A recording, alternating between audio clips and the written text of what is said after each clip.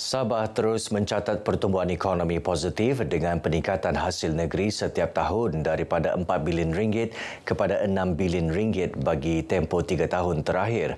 Timbalan Ketua Menteri Datuk Shah Hilmi Yahya berkata, pencapaian itu mencerminkan kestabilan dan keberkesanan dasar kerajaan negeri dalam menggalakkan pembangunan sosioekonomi seiring agenda Hala Tuju Sabah Maju Jaya SMJ. Kerajaan negeri turut merancang untuk memperkenal Hala Tuju SMJ 2.0 selepas tahun 2025 bagi memastikan pertumbuhan ekonomi terus berkembang pesat. Hasil daripada peningkatan pendapatan negeri tersebut diturunkan kepada inisiatif-inisiatif kemajuan dan juga pembangunan ekonomi di negeri Sabah, dan inilah antara hasil-hasil limpahan ekonomi yang dapat dinikmati oleh rakyat. Beliau ditemui media dalam program perasmian dan pengedaran bantuan bakul makanan kepada 350 penerima anjuran sebuah rangkaian restoran di Sembulan. Industri makanan dan perniagaan tempatan antara contoh pertumbuhan pesat ekonomi negeri yang mewujudkan banyak peluang pekerjaan. Sementara itu, Sabah merekodkan RM58.34 bilion jumlah pelaburan di bawah pimpinan Ketua Menteri Datuk Seri Panglima Haji G. Noor. Pengurusi Invest Sabah Berhad Tan Sri Anifah Aman berkata, pencapaian itu membuktikan kestabilan politik selain pengurusan sumber yang bijak bagi meyakinkan lebih ramai pelabur asing melabur di Sabah. Ia sekaligus membuka lebih banyak peluang pekerjaan kepada penduduk tempatan. Supaya kita berusaha sebaik mungkin untuk membawa pelabur-pelabur asing ke dalam, bukan saja untuk improve our economy, tapi memberi jawatan bekerja-kerja di industri-industri dan yang ada. Beliau menyatakan demikian kepada media dalam majlis berbuka puasa Invest Sabah Berhad di Kota Kinabalu. Turut hadir Ketua Menteri Datuk Seri Panglima Haji G. Noor. Dalam majlis ini, 20 anak yatim dari Rumah Amal Kasih Kingfisher dan 20 pelajar Ma'had Tahfiz Tuaran menerima sumbangan daripada Invest Sabah Berhad yang disampaikan Datuk Haji G. Kerajaan negeri disaran mewujudkan lebih banyak sekolah menengah agama negeri SMAN di Sabah. Timbalan Menteri di Jabatan Perdana Menteri Senator Dr. Zulkifli Hassan berkata ia penting bagi menampung peningkatan jumlah pelajar yang melanjutkan pelajaran dalam bidang keagamaan. Dr. Zulkifli menyatakan demikian kepada media selepas menyampaikan sumbangan beg sekolah kepada 200 murid kurang berkemampuan dari SK Tanjung Papat 1 dan 2 Kampung Sim-Sim Sandakan. Turut disantuni pesakit dan warga Hospital Duchess of Kent Sandakan.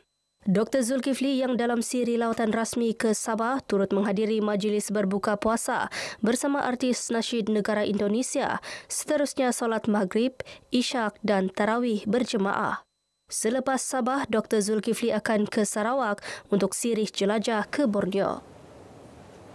Hubungan baik antara kerajaan negeri dan Persatuan Persahabatan China-Malaysia Sabah penting bagi memacu pembangunan ekonomi di negeri ini. Presiden Persatuan Persahabatan Malaysia China, Dr. Oh Ee Sun berkata, jalinan kerjasama itu sekaligus dapat meningkatkan pelaburan dan pelancongan. Dr. Oh ditemui media selepas mengadakan kunjungan hormat terhadap Yang di-Pertuan Negeri Tun Musa Aman di Istana Seri Kinabalu. Tun encourage us to continue with these interactions and exchanges between Sabah and China. He also recommended us to, for example, bring in more investments from China as well as more tourists from China. Kunjungan bertujuan memaklumkan dan menjemput Tun menghadiri perasmian pembukaan pejabat baru Persatuan di Kota Kinabalu Jun depan.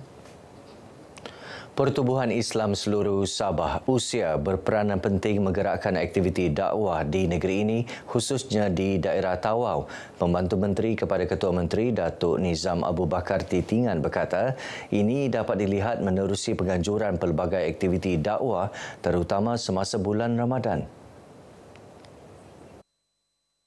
Usaha itu bukan sahaja mengembangkan ajaran Islam, malah secara tidak langsung menyatukan umat Islam yang terdiri daripada pelbagai kaum. Menyuntik semangat kepada pelajar-pelajar khususnya di madrasah ini untuk lebih mendalami ilmu agama dan seterusnya dapat menjadi insan yang benar-benar dapat kita letakkan harapan untuk membawa agama Islam ke arah yang lebih baik di masa akan datang. Beliau ditemui dalam program Ihya Iftar Jam'i di Madrasah Adiniyah Al-Furqaniyah Madaf, Kampung Cina Muslim Ranggu Tawau. Lebih RM400,000 diperuntukkan bagi melaksana pelbagai program di Dun Kuala Penyu sepanjang Ramadan ini. Peruntukan itu juga digunakan untuk menyediakan 3,314 bakul makanan untuk diagihkan kepada keluarga asnaf selain wang tunai bagi membuat persiapan Hari Raya. Adun Kuala Penyu Datuk Limus Juri menyatakan demikian kepada pemberita dalam program ziarah Ramadan bersama Jabatan Hal Ehwal Agama Islam Negeri Sabah Jains di Masjid Nurul Hayat, Pekan Kuala Penyu. Inilah rutin saya setiap tahun bila musim Ramadan dan juga Hari Raya kita menuntuni kepada semua yang menyambut Ramadan Al-Mubarak 1446 setiap tahun kepada muslimin dan muslimat. Dalam majlis ini, Datuk Limus turut meluluskan peruntukan lebih RM14,000 bagi membantu 44 masjid dan surau di kawasan Kuala Penyu.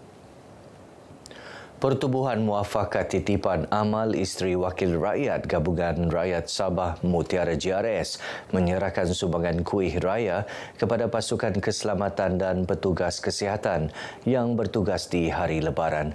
Yang di-Pertua Mutiara GRS Datin Seri Panglima Datuk Julius Salak berkata ia bagi menghargai pengorbanan mereka menjalankan tanggungjawab ketika insan lain bergembira menyambut Hari Raya. Kita merasa amat prihatin kepada mereka yang tidak dapat balik beraya. Mudah-mudahan dapat menghilangkan rindu mereka kepada keluarga. Terima kasih atas pengorbanan mereka. Beliau berkata kepada RTM dalam majlis pembungkusan kuih muih Hari Raya Aidilfitri kepada pasukan keselamatan dan petugas kesihatan di Kota Kinabalu. 15 jabatan serta agensi keselamatan dan kesihatan akan menerima sumbangan kuih raya yang disumbangkan pelbagai pihak. Majlis penyerahan akan disempurnakan Ketua Menteri Datuk Seri Panglima Haji Haji Nur Selasa depan.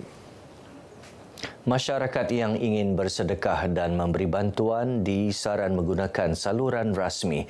Usaha itu penting bagi mengelak daripada ditipu selain terjebak ke dalam aktiviti yang boleh mengundang masalah sosial serta penyalahgunaan bantuan berkenaan. Mayor Bandaraya Kota Kinabalu, Datuk Seri Dr. Sabin Samita menyatakan demikian ketika merasmikan program Bijak Membantu Elak Tertipu di Kota Kinabalu. Teks ucapannya dibacakan Timbalan Ketua Pengarah Sektor Pembangunan Luar Bandar DBKK, Karim Rahim. Sementara itu, mengulas isu tular di media sosial kanak-kanak peminta sedekah memegang pisau di sekitar Pasar Safma, Kota Kinabalu. Karim memberitahu pihak berkuasa tempatan dengan kerjasama polis dan agensi berkaitan sedang giat menjalankan siasatan berhubung perkara itu. Untuk soal-soal yang begitu, kita tidak pun punya kuasa, ya. Sebab kita punya kuasa ini tidak ada orang cakap senjata yang tertentu, ya. Apabila melibatkan pisau ini adalah kita melibatkan jenayah lah. Apabila jenayah ini kita akan libatkan pejabat IPD Kota Kinabalu. Sepiluk jazz yang memasuki edisi keempat akan berlangsung 5 hingga 6 September depan. Presiden Friends of Sea Turtles Education and Research, Foster, Alexander Yee berkata program tersebut bukan sekadar hiburan semata-mata, sebaliknya sebagai tanda penghargaan dan meraihkan kepentingan melindungi biodiversiti marin di Sabah. It is a platform to spread the message about the importance of protecting sea turtles and their habitats. Every ticket being purchased and every donation made directly contribute to the sustaining of these conservation initiatives. Beliau menyatakan demikian dalam sidang media di Sandakan. Program 2 hari itu akan diisi dengan pelbagai aktiviti termasuk bakat sepiluk jazz yang menjadi antara platform kemunculan pemuzik baharu. Sepiluk jazz akan dijayakan oleh beberapa pemuzik antarabangsa termasuk legenda saksofon Ernie Watts dan Jeremy Montero dari Singapura. Baik saudara, sekian berita pagi Sabah kali ini. Menyusul selepas ini berita pagi Sarawak bersama Lydia Yusrina di Kuching. Dari sungai hingga segara Palestin, pasti merdeka.